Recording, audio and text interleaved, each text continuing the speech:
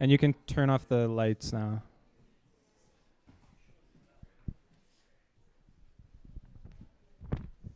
Okay, thanks everyone for coming to the next program. I'll do a little introduction, a little story. When I was 19 and I worked at the Bedford Public Library as a library clerk, and one morning I was reshelving the current issue of the magazines, and there was a photo series in one of the magazines about photos at a high school taken by one of the students at the high school in Santa Monica. And I really, really liked these photos, and I followed that artist. I was also a younger artist at the time, and I kept up with his work and kept up with his practice on and off, and followed him on Instagram. And then as the years went on, I wasn't sure still really who he was, and kind of forgot why I was following him, what he was doing. And then he started this project, Found Film Binder, which was an Instagram account that I started following. In this story, he discovers a stranger's photo archive at a thrift store in Los Angeles and scans film negatives to uncover this story of this young woman's life. There's a bit more to the story that I won't give away, so please welcoming Nico Young.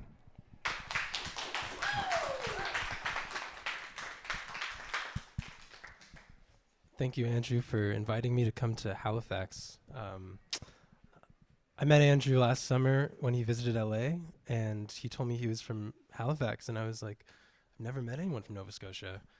And I guess he remembered that. And so he emailed me and invited me to come to this, and I was so thrilled to come to Halifax. And it's my first time in Canada. Yeah. Thank you. Thank you. My friend warned me before I came to Canada. He was like, watch out, they're really nice.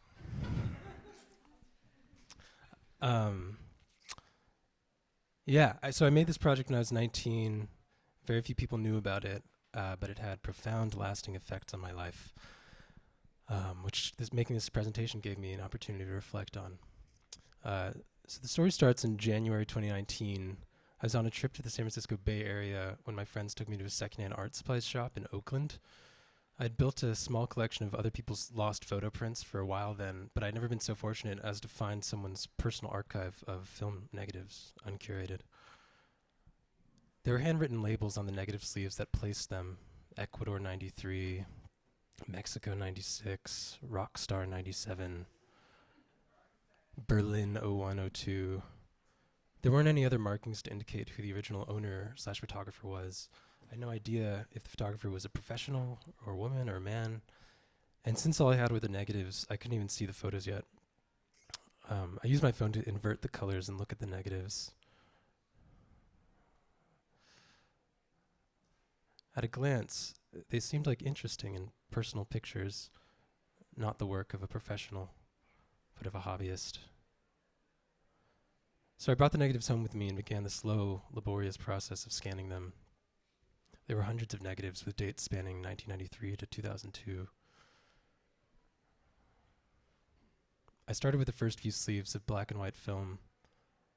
I saw kids my age partying, hanging around, giving each other tattoos, pushing each other around in shopping carts, sitting next to each other on the plane, skateboarding, traveling together. They reminded me a lot of me and my friends, but living in a time 20 years earlier, before cell phones and the internet. I loved looking at the photos and I wanted to show them to my friends, and I knew that having other eyes on the photos would motivate me to scan more. So I created an Instagram page for the photos, @FoundFilmBinder. I started posting the photos to the page as I scanned them. I'd just post the ones that I liked, and those that offered clues as to who the photographer was. My captions documented my process of trying to piece together the clues. In early posts, I was busy trying to figure out who the photographer was in the photos. At first, I pinned this guy from Ecuador 93 and Rockstar 97. I guess I was looking for photos which looked like the camera was being handled by a different person, like a friend had picked up the camera and turned it on its shooter by surprise. Or group photos, another situation in which the photographer would hand off their camera to someone else. I thought he was the guy in the red windbreaker in the back. There are also all these pictures of rural villages in Central America, like Ecuador. These are some of my favorite photos, and an interesting contrast to the California teenagers in the other roles. Guanajuato, Mexico, the Dominican Republic. There were always white teenagers in the mix in these photos. It seemed like some sort of nonprofit outreach program or something. A t-shirt revealed the reason the photographer was on so many trips to Central America. The logo of Amigos of the Americas appears on the back of a t-shirt of a guy digging a well. A quick search found that they were a nonprofit organization which brought American teens to rural parts of Central America on community development missions. As I continued my way through the negatives, I became unsure again about the identity of the photographer. Reporting in a post here. Haven't seen any photos of the dude I suspected to be the photographer in any of the Guanajuato photos. Maybe he's just been behind the camera this whole time. I'm not sure. There's one girl who kept appearing in the photos. She appeared on rolls dated as early as 1993. She appeared so often that I'd originally ruled out the possibility of her being the photographer. I thought that she must be the photographer's best friend, or sister, or partner, or muse or something. In this post, this girl has appeared on nearly every roll of film I've scanned so far, from 92 to 97, in Mexico, SF, and Ecuador. She's the only consistency throughout. The earliest photos of her were definitely in high school. I've been trying to guess her relationship to the photographer all along. Best friend? Lover? Sister? Now I'm thinking she may be the photographer all along. A photographer who hands the camera off to her friends a lot. The guy I thought was the photographer now looked like two completely different people.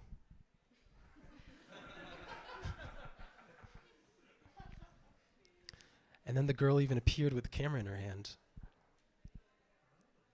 I noticed this boy holding a camera in the background of this photo, and then on a separate roll of film, I scanned this photo taken from his angle, showing me a possibility I hadn't considered, that not only was she handing off the camera to others, the film was from multiple cameras being passed around at a time. Finally, I was certain that she was the photographer behind the film binder. And so I saw two parallel narratives forming on the Instagram. The first narrative was about her life, told through the photos. And the second narrative was about my process of drawing meaning out of the photographs, told through my captions. My fascination with interpreting the photos for storylines and characters and their relationships to each other was rather obsessive. In this post, OMG, first time seeing her with a boy. Haven't seen him in any other photos, but he seems like another Amigos teen. Every new development about her life was a breakthrough to me. I thought, that must be her boyfriend. Or maybe now he's her boyfriend. Okay, now maybe he's her boyfriend. Okay, now him. Okay, there he is again on a road trip a few years later, all the way through 2002, so this is a long relationship. That must be your family. That must be your car. That must be your best friend. On trips with her. Those must be your roommates. That must be your painting. That must be your bedroom. That must be your job. Selling scones from Beckman's Old World Bakery. A quick Google, which is located in Santa Cruz. So she must have gone to school in Santa Cruz, where it seems like she was an art student, but not in photography. Maybe dance? No meat in this burrito. She must be a vegetarian. Halloween. Christmas. Trip to DC. A time she saw Kevin Bacon at a bar in Boston.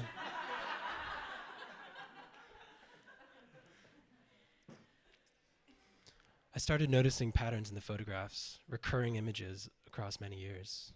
Bottles and windows, Ecuador 93, Dominican Republic, SF 98. This guy was a pervert for Halloween one year. Next year, an angel. This old white Volvo first appears around 97. Has a Jane's Addiction sticker on the front of the windshield. Then gets a DIY paint job around 2002. And then another paint job a few months later, seemingly with house paint. Like the car, I noticed people reappear and transform over many years in the photos. Like this girl, 97. She's a photo of her family. I realized she was her sister. In Berlin. She dyed her hair. Most of all, I noticed the main girl change and evolve. I was 19 at the time, around the same age that she seemed in the photos. She chopped off all her hair and pierced her nose.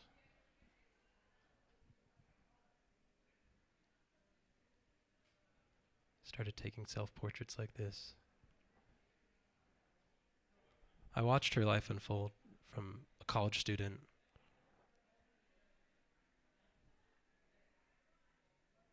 to early adulthood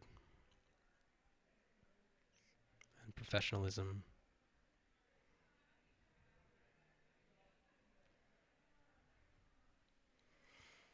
After 3 weeks of scanning the photos, I was able to find her online. In the 561st image I scanned, she was wearing a name tag. I zoomed in and could just barely make out the letters, April. I explained to the page's followers. Once I found her name, I was simply able to search her up under the followers list of the Instagram page of Amigos and find her Instagram. I've scanned over 1,000 images now, and this is the only one that gave me the clue. Now that I know her identity, posting her somehow feels different. And even though I've shared the most private details of her life, on this page, I don't feel comfortable linking to her page. I haven't reached out to her yet. I decided to wait until I finished scanning all the film. When I found her name, it was only a matter of a Google search to find her LinkedIn. Her LinkedIn gave a sort of Rosetta Stone for the photos. It gave me the context to the timeline of her life. And I found her path in life inspiring, working in nonprofits and education while maintaining this intensely creative side. I learned that she was in college for art history from 95 to 2000 at UC Santa Cruz. She actually had a very active online presence under the name The Moon Is My Calendar. Within moments of finding her name, I was looking at videos of her speaking online. It was surreal. She runs a small business now, essentially publishing art books. She makes and prints moon calendars and journals and makes online content to go along with them, instructing people how to use the moon cycle to track the waxing and waning of cycles in their lives. I respected it, but I didn't fully understand it. I wanted to reach out to her, but I didn't know what to say, and so I continued on scanning the negatives privately without posting them to the page. I was in my second year of college at the time, and I happened to be enrolled in a class called Experimental Forms in Documentary Film. So I was actively thinking about how I could make a documentary with the material. In drafts, I was considering all the ways I could make a documentary film out of source material that was static in its nature. Writing. I thought about telling the story about me finding the film binder and scanning the photos and discovering clues in the photos, but I didn't know how to do that because I didn't have a film crew there to document the process as it was unfolding. I wondered where else the story was in all of this. Maybe the story was about the inadequacies of the photo album as a narrative of her personal life. I considered a video in which each of us would give a commentary to a selection of photos while stringing a narrative between them. I would go first, delivering the narrative I had constructed about April, and she would go next, delivering the real story. Finally, I sent an email. Hi, my name is Nico. I'm a 19-year-old photographer from Santa Monica, and I found your film binder with photos dated 1993 to 2002. I don't know if you donated it to East Bay Depot yourself, or if you lost it and someone else donated it. I don't know if you were just trying to get rid of those negatives, or if you thought that by letting them loose into the world, they may find their own way back to you. I included a selection of photos from the binder that seemed potent to me.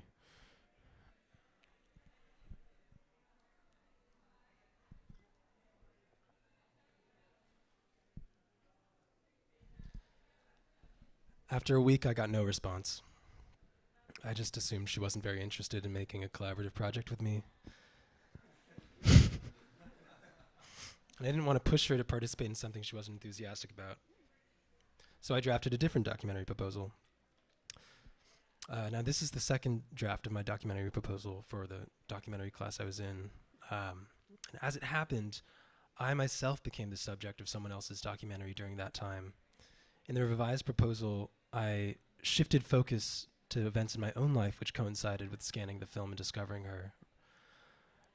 Writing, these two stories eventually reconnect when, on the day I finally got in contact with April, the owner of the photo archive, my ex-girlfriend got in contact with me, telling me about a film she made about our breakup. She revealed that she had been recording our conversation while we had broke up and edited it down for a video she was planning on releasing the next day, titled, "Me Listening to the Audio Recording of My Boyfriend and I Breaking Up."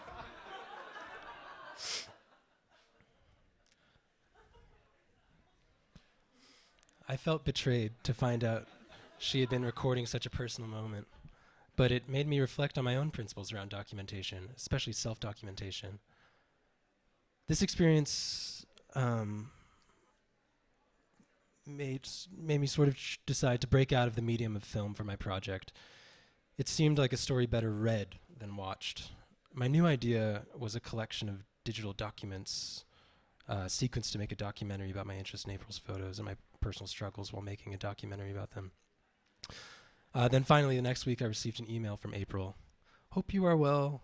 I'm wondering if you received the audio messages I sent. It was such a surprise to receive this email, and I wasn't in a place to type a response then. Hopefully you did, if I can resend if not." I hadn't received the audio messages. She resent them, 2 6-minute voice memos. Wonder. Hello. What an amazing email to open.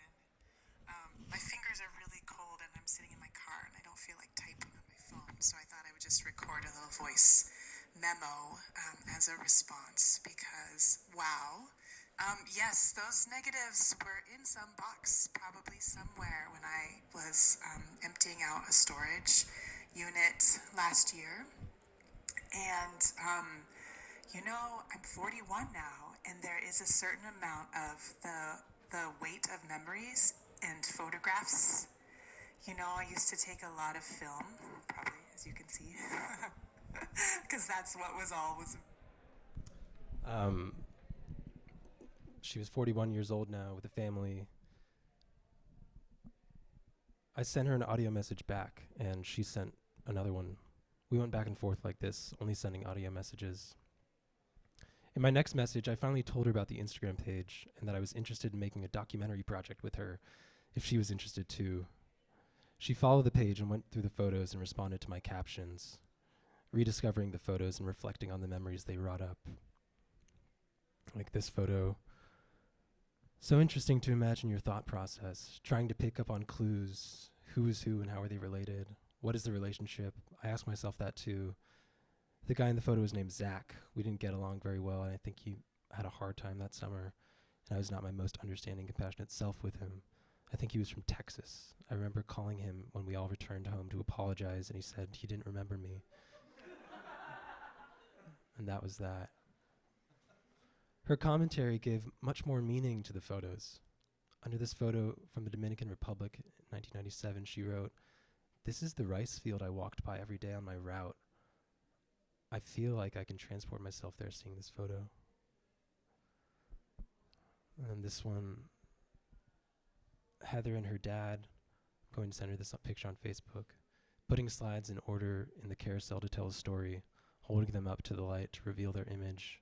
I must have taken a roll of slides, making peace with things that no longer exist, questions about how to be in a relationship with the past when it resurfaces, always from a new perspective.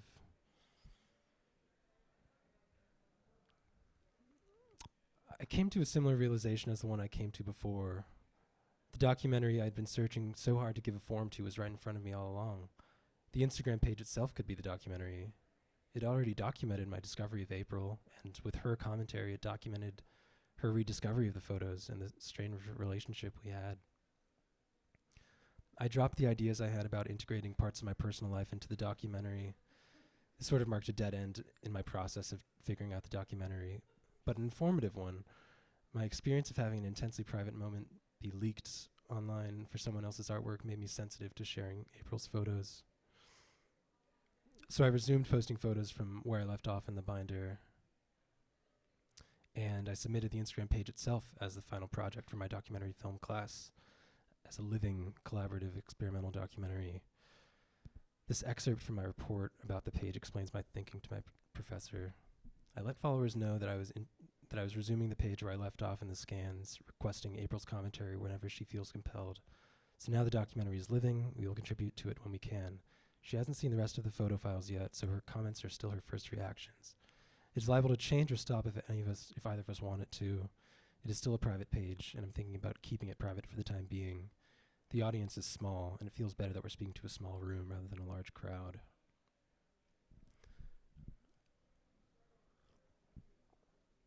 I submitted Found Film Binder as my final project for my documentary film class. The next day, I received this email from my professor, Christy. Hello, Nico. I was really intrigued by your proposal and will be sharing it with the class. I wanted to tell you that in an odd turn of events, I know April. We have children of similar age, and we're in a child care share together before I moved to LA. That was a wonderful coincidence. My only personal connection to April happened to be my documentary film professor. And so the project continued on with April responding to photos in the comments. It was interesting what they brought up. Oh, I already talked about that. Yeah, this one. Julio on the left was the son of our host mother, the older woman combing her hair. He wrote me letters every week after I returned home. It got to be too much, so I stopped responding. Recently, I burned my journal and old letters from that summer. A week later, my parents said there was a letter from someone named Julio in New York after having not corresponded in 20 years. I still haven't responded. What is that about, I wonder? A few weeks later, April emailed me and asked me to take down the page and send her back the film binder. The email was abrupt and worried me. Did I do something wrong? Had I not been sensitive enough? There were still hundreds of photos I never got to show. So I took down all the posts and wrote back to her, a little confused. At the end, I asked, can this death at least have a funeral? As in, can we give the Instagram page and thus the project some closure? She came up with an idea to leave the page with closure. Both of us take pictures of ourselves holding the binder, me before I send it, and her when she receives it, and write a caption about our learnings from the experience. I sent her the binder along with a flash drive of all the image files. This was my caption, reflecting on my learnings. April asked me to take down this page and send her the film binder. Thank you everyone for following. Thank you, April, for participating. Bittersweet to see it go. It has been such an exciting and informative process for me, and I'm glad I was able to share it with all 91 of you. Its death is maybe the most informative part of it all. I'm grateful for April's generous speaking and listening. Our main form of communication over these past weeks has been audio messages. We haven't talked on the phone, just through voice memos sent over email. I think this allowed both of us a necessary degree of separation in order to personally reflect on self-documentation, on seeing yourself seen by others, on memory, and accepting the death of things in the past. I'm thinking a lot about the thin black lines between frames of film, between frames on a film strip and the time represented within them. The lines all look the same, yet all represent a different amount of time passed, sometimes seconds, sometimes months. I think this page was a lot about those black lines and trying to imagine or speculate about what went on in that unrepresented, unknowable time. I asked April about closure, and she suggested ending it with pics of us holding the binder. I got the cashier at the post office to take my picture. And then a few weeks later, April's post. Thank you for witnessing this pop-up documentary of moments in time that were going to be buried, but instead Nico found them and brought them back to life.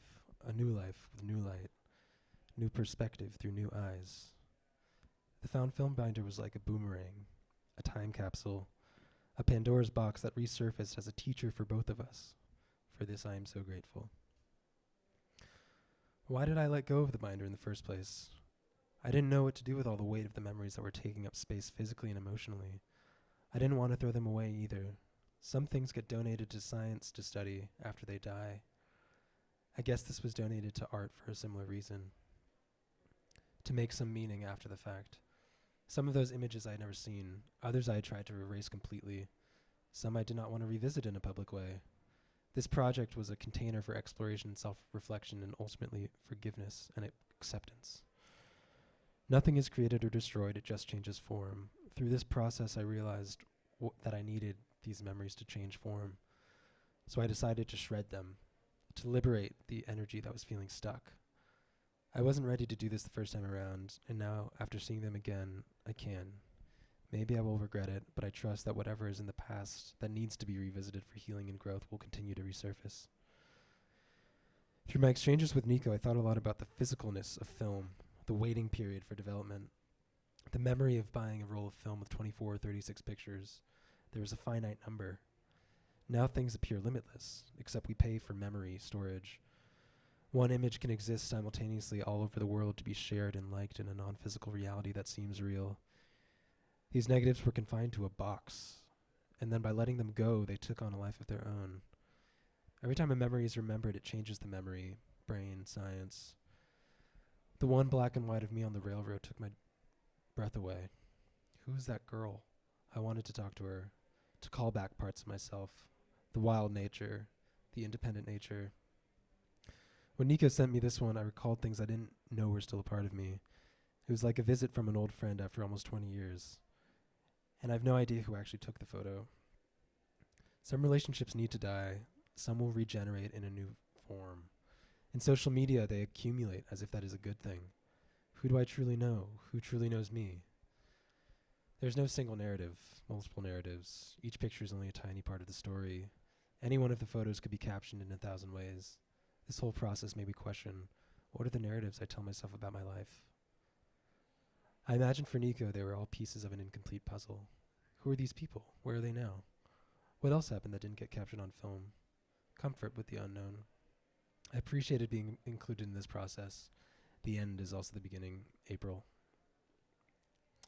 And those two posts are all that remain of the project today.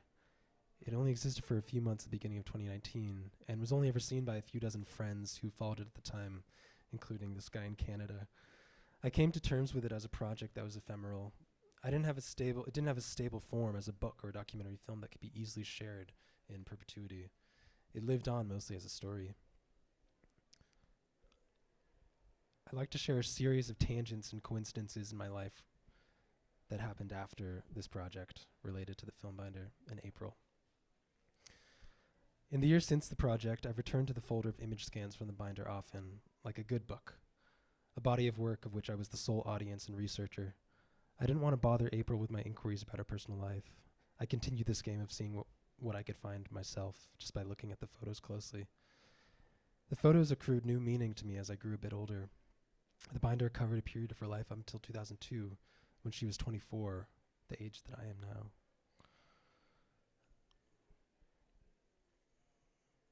Looking back on it now, 5 years later, I see how I was really just infatuated with this girl I was scanning pictures of, and not knowing much about her allowed me to project so much onto her. She became like mythic to me. She lived in a time that I longed for, a time before cell phones and social media. In hindsight, a lot of what I projected onto April was a friend I had a crush on at the time named Maya. Maya also grew up in the East Bay area like April, and I was with her the day when I first bought the binder. She was the first person I would update about the photos as I was scanning them, and not long after that we started dating. Anyways, in January 2021, almost 2 years after I found the binder, Maya's grandma sent her a birthday present in the mail. It was April's moon calendar journal. Her grandma was a therapist in the Bay Area, and one of her clients had mentioned the moon calendar to her, so she just ordered a copy for Maya. This strange coincidence only proved some spiritual connection between them, and it brought April back up in my life. After Maya started using the calendar, her mom and grandma also started using it to track their lives, their cycles. They each live in different states, and so the calendar journal became a way of convening each new moon over Zoom. This is in 2021. This has gone on for the past 3 years now, every new moon. We live together now, and every night before bed, Maya writes in her moon calendar journal that April made. It's just become a mundane part of our lives, but it's incredible when I think about it. She has her own personal connection to April that has nothing to do with me, and probably wouldn't have been discovered if I hadn't found her film binder. This was the other day in Maine on our drive up to here to Halifax. Maya had a new moon meeting over FaceTime. And so when Maya began using April's calendar, I revisited the found film binder photos and my correspondence with April. I remembered what she had said once, that before Instagram, she used Flickr for many years. I had this lingering curiosity about what happened in these intervening years between the girl in the binder and the woman on the moon Instagram. There was a way in which it was the missing link between her film binder photos and her Instagram photos. After spending quite some time looking, I finally found her Flickr account, which had photos from 2006 to 2013. So her late 20s to her early 30s.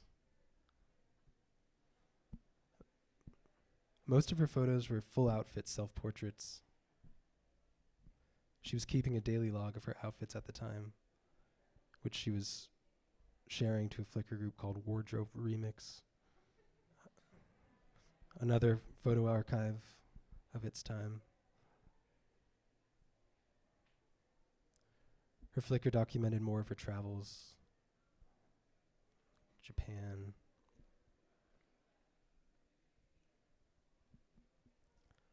And then her pregnancy. It was the next chapter of her adulthood, marriage, pregnancy, early parenthood.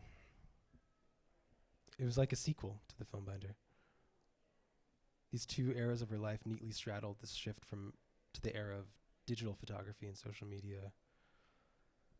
Most photography from that era of the internet is long gone on servers that shut down long ago. The Flickr page was like the digital equivalent of the film binder, archived and then put in a corner and forgotten about, preserved perfectly for a curious stranger to come along and find many years later.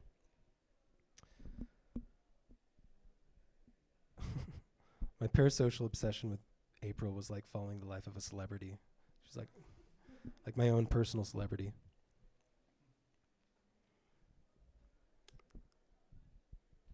When I would go on trips to a city, I remembered seeing her photograph. I made a game of finding sites that I remembered from her photos. Like on a trip to Portland, I recalled this photo from her Flickr of a thrift shop in Portland. So I made a pilgrimage out to it and took this photo, like visiting the filming location from a movie. Same again on my recent trip to Boston. I found the bar in which she took an amateur paparazzi photo of Kevin Bacon and went there with Maya.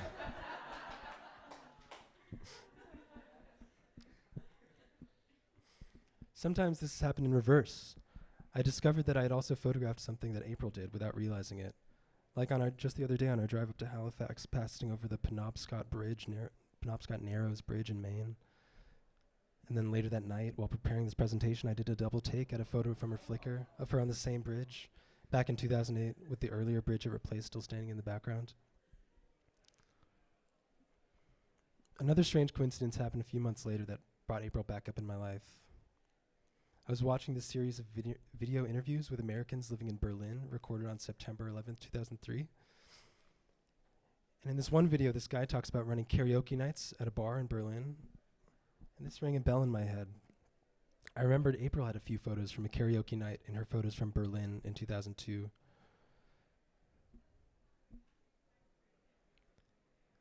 I thought this guy looked like the one from the interview. And sure enough, there he was, controlling the karaoke equipment.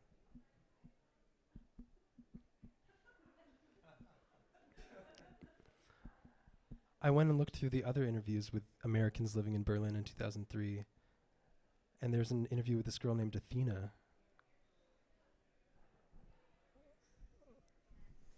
Athena, why'd you have to move so far away? Did she come to visit? No. No. Mm-mm. Have any of your family come to visit? My sister came to visit. How'd she like it? Yeah, her boyfriend was living here for a while, for like 6 months. So she came to see him and me. How long ago? 1.5 years ago, something like that.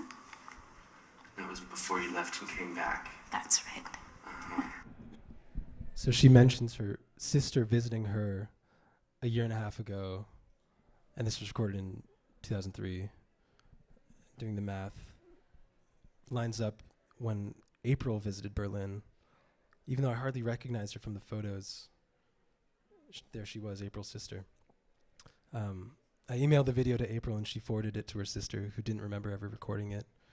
She said that Athena and Ron are still good friends, and that Athena still runs a karaoke night in San Francisco.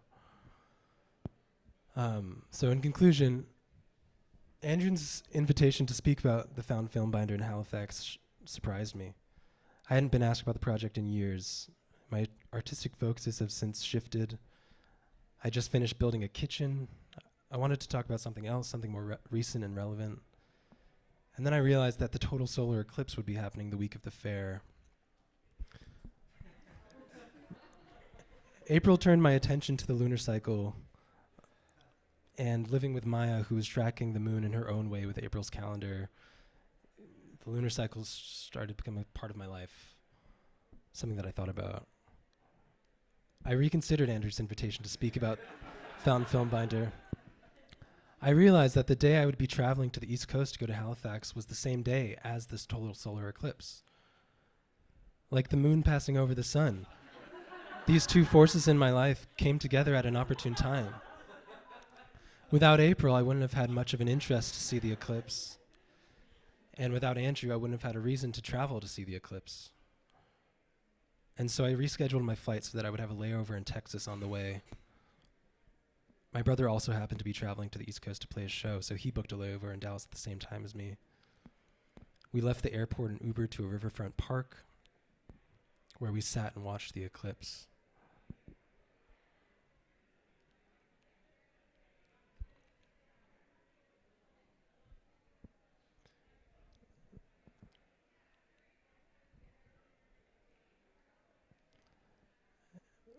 And I'll play this video I recorded as the end of the presentation.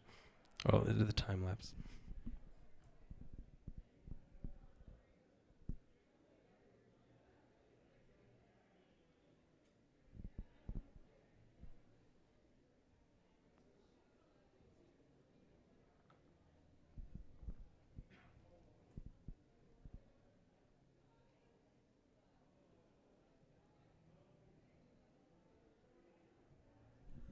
Thank you.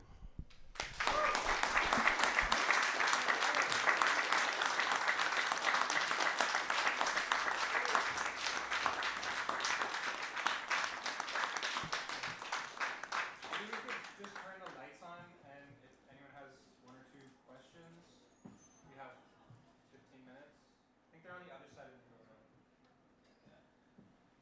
How do you think April would feel about this presentation itself? Yeah, I mean, good question. I asked her. I was asked to present the project a few years ago to the documentary film class that I made it for, and I told her about it, and she gave me her blessing back then, and offered to come down to LA to watch it if it hadn't been on such short notice. But when I sent her the email about her sister, about finding the video of her sister in Berlin, it was actually the day after Andrew had first emailed me about coming to Halifax, and I told her that I was invited to Halifax to speak about the project, and at that time I didn't think I was going to, but she never responded.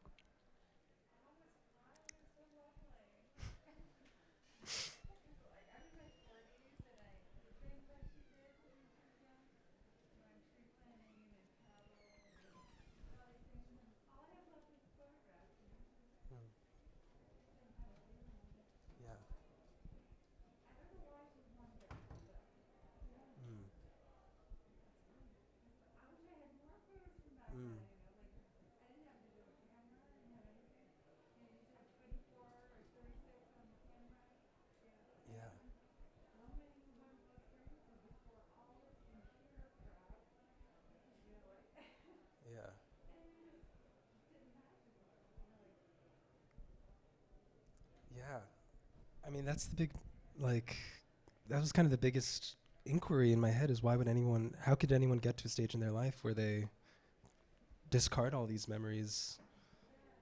But, right, right,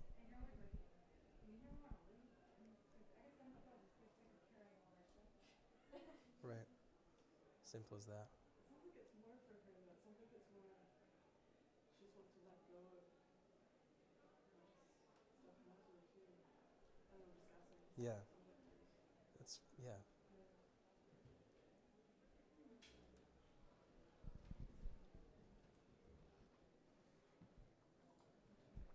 Do you document a lot yourself of your own travels and personal life? That's kind of like she has? Yes, a lot. Yeah. Yeah. And my photography at the time was like, my photographic sort of like motivations were very similar to hers at the time, just taking photos of my friends. And so I really related to the photos that I was seeing. And do you feel like you're happy to hang on to them and have your own personal archive? Yeah. I mean, but as I grow even a little bit older, I get some distance away from them, I can see the weight that they hold, that I carry with them, and have less interest in them over time. Right.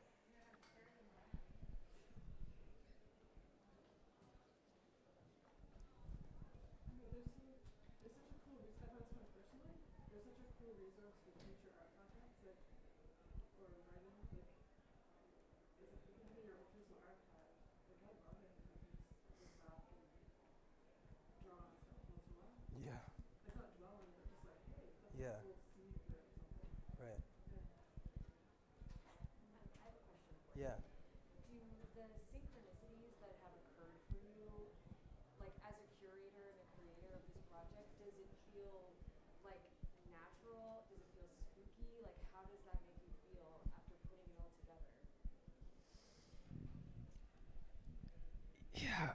The thing with these synchronicities is that I've, it's hard to tell the story to anyone because it's so complicated and it comes from such a long like path of coincidences. And so to tell like this, how crazy it is that Maya uses her calendar every day as her journal, these things, I don't know. I mean, they're good stories. They're good like fodder for life, and it's life affirming to me that I paid attention to this thing and it's repaid me by showing up again and again. And I think that's like my learning, is paying attention to this one thing has like made it show up just by noticing its connections, because I was extra attuned to those connections when they come up. Yeah.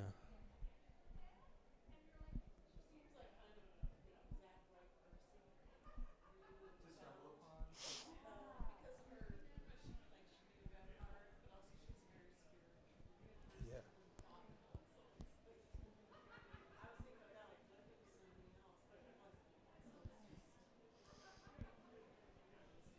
Yeah.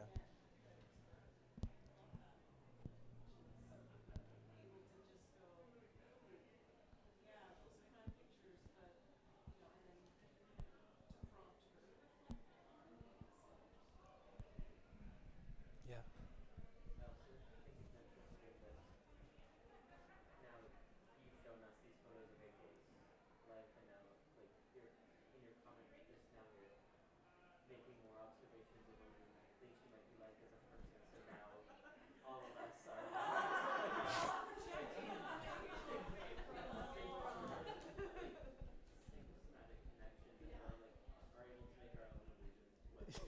illusions to what we think she might be like as a person, which I think is really interesting, like in engaging us as an audience, as Yeah. Maybe someday one of April's kids will donate a film library. And the cycle will be Of make a presentation on your this guy found my mom's film. Here's mom's baby.